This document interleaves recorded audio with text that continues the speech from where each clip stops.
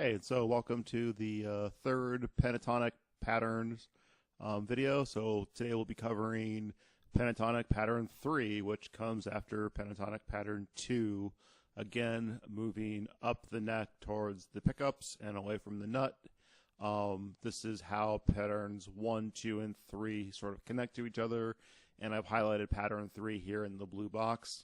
We are once again going to learn this pattern where the bass note here, the lowest bass note in the pattern is on the 3rd fret, and what that means is that the minor pentatonic will actually be a D minor pentatonic with this root here on the 5th fret of the A string.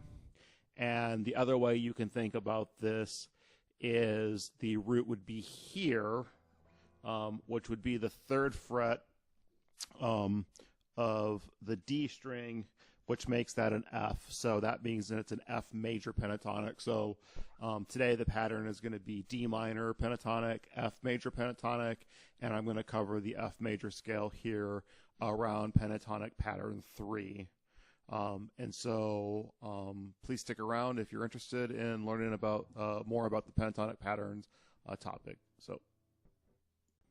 Okay, so here we are looking at Pentatonic Pattern 3, centered around the 3rd fret. So once again, what that really means is that the lowest tone in the pattern is on the 3rd fret of the low E string here. So again, that's that G note we've talked about.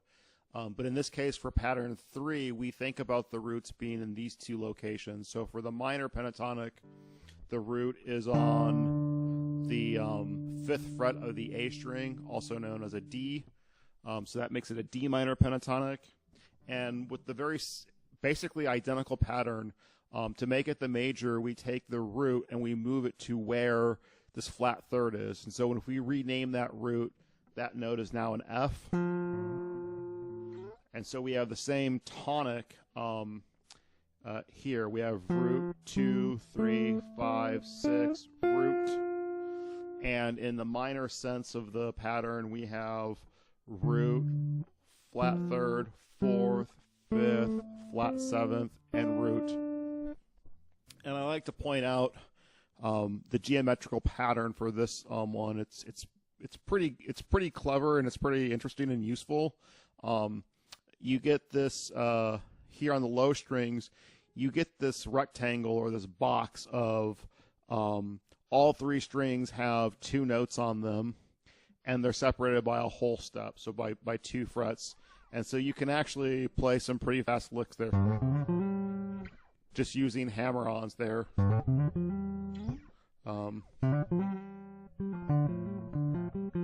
Pretty easy way to start memorizing the pattern, or at least get that initial shape locked in. And then it's followed up by basically the same pattern, but they're offset. So this one is offset here up. So 5, flat 7 here. And we go basically back to root, flat 3rd. So here we have the step and a half, whole step and a half, I should say, whole step and a half. So they're separated by 3 frets. They're separated by 3 frets. A larger distance here. And then again, whatever is on this low E string has to repeat on the high E string, of course. And so it's a pattern that causes you to have to jump a little bit up and down here on the G and the B string.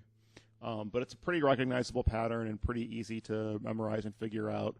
Like I said, it has all the same tonal characteristics of the pentatonic scales that we've talked about. And so next I'm just going to walk you through how we go from thinking of this thing in a major pentatonic sense to the actual major scale. Okay, so as in all the other videos, to go from the major pentatonic to the major scale, we have to add the 4th and the 7th over the pattern. So once again, I've shown these additional notes in blue. And again, as the same as before, there's 5 additional places that I've marked them out to be compact around the 3rd fret.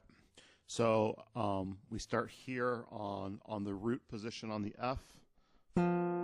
root, 2, 3, 4, additional note, 5, 6, 7, additional note, root, 2, 3, 4, and then going backwards, it's a little more work to work backwards, but if you count it carefully, it's relatively easy. So we start with root, 7, and then 6, 5, 4, 3, 2, and then I can actually slide all the way up to the first fret to go back to root. So that's, you'll see as you expand the patterns, it may make sense to play the major scale in a different way, but this is sort of the closest notes around pattern 3 of the major pentatonic. I also point out that if you study these things, you're going to also notice that you have another similar set of patterns in all the major scales on the strings. So the E and the B string here have the same pattern of whole step, half step, whole step, half step. And then you can sort of think about the pattern being flipped over here on the G and the D string. So now it's half step, whole step, half step, whole step with this offset. And so those are the first 4 strings. Again, you have another string with only 2 notes on it. And then, of course, whatever is on the low E string has to be on the high E string and vice versa. And so that is the major scale centered around the 3rd pentatonic pattern here on the 3rd fret. So in this case, it's F major. And so hopefully this will be useful for learning the scales up and down the neck for you guys. If you like this series of videos, please like and comment and possibly subscribe. And I'll see you in the next video.